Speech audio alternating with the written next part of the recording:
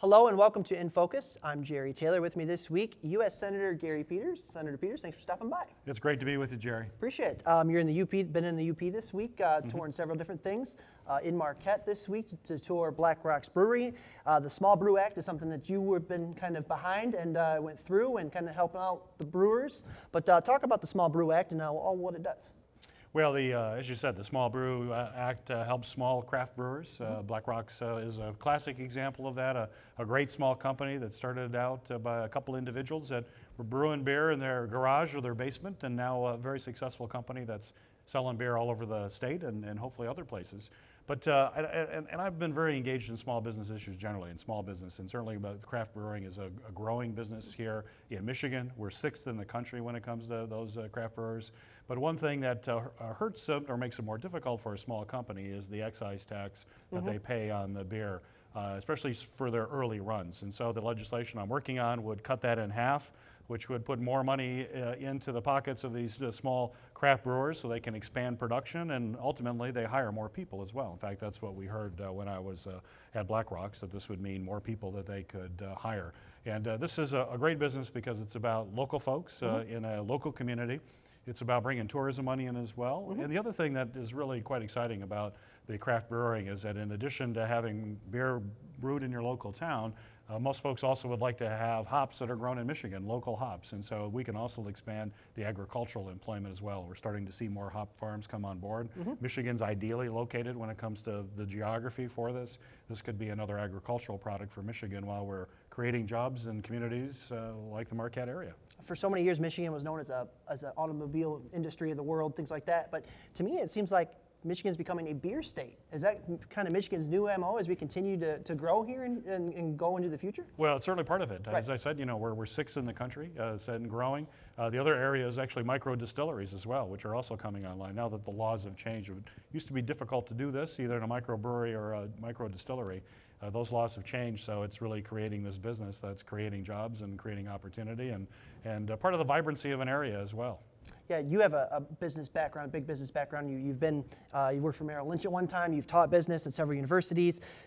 That's part of your background. As far as businesses go here in Michigan, do you think that we need to focus on more small businesses across the state, or do you think we should go in another direction? Well, small business is a key part. Certainly there are other directions that we have to do simultaneously, but there's no question that the engine of growth are small business. About 70% of all job creation occurs in small businesses. So whether it's a micro brewery or another small business, that's important. That's why I focus my business background. As you mentioned, I spent over 20 years in the investment business, and I want to make sure that companies have the money that they need. And so I've been working on financial issues, state small business credit initiatives, SBA loans, to make sure that they have the loans, the financing in order to grow. But in addition to that, we want to build on the other talents that we have here in Michigan. Manufacturing continues to be a very important component. But I think the important thing is that we know how to make things in Michigan. You don't have to make just cars. You can make anything.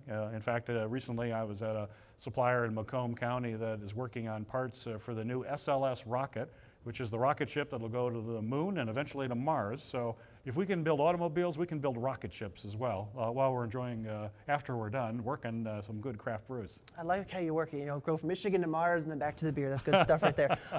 Let's talk about the U.S. economy for a little bit, because it shows signs. Some days it's there, some days it's not. We had the recession a few years ago. The stock market has seemed to rebound, I could probably say quite nicely for this point. But I don't think that we're out of the woods quite yet. Where do you see the U.S. economy growing? And does it have to mostly do? A lot of people ask me well, it's because of gas prices. Do you think that that's what drives the economy? Is if gas is low, people do more things? Do you think that there's a correlation between that, or what? Well, it's part of it. I mean, if you look at what drives the economy, consumer spending accounts for the lion's share of money that goes in the economy. So if consumers are putting all their money into gas, they have less money for other items, and so that definitely has an impact. So the lower fuel prices is certainly very good for the economy, and people can go and buy other kinds of products, which is good for a broad-based economy. So that's important. But I also think we've got to make long-term investments, and one of those things is infrastructure, roads, which is important for economic growth, but also just basic science. And that's something I focus on a lot in the U.S. Senate. I'm the ranking member of a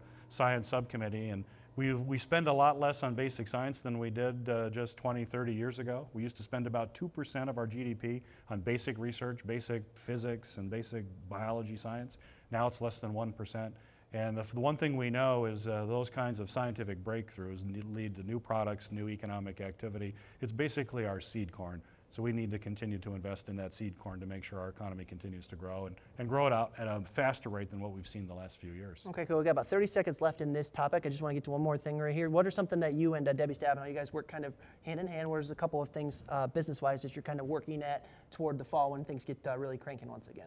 Well, the one thing we talked about innovation I just talked about. I'm working on with Debbie the Vehicle Innovation Act, which is to provide public-private resources to smaller auto suppliers to develop innovative new products, deal with fuel efficiency in cars, deal with new safety, that kind of. So we build on, to your point, builds on our core industry, which is so important, which is autos. And most of the innovation isn't with the GMs and the Ford, it's with the smaller auto suppliers that supply those companies. Right. But oftentimes they don't have the resources to have cutting edge technology. And they have got to compete with the Japanese and the Germans and other countries that are coming on board. So we really are focusing on that area to make sure that we continue to be the world leader here in Michigan. And we'll continue to talk about that here in a little bit, right here on In Focus on ABC 10.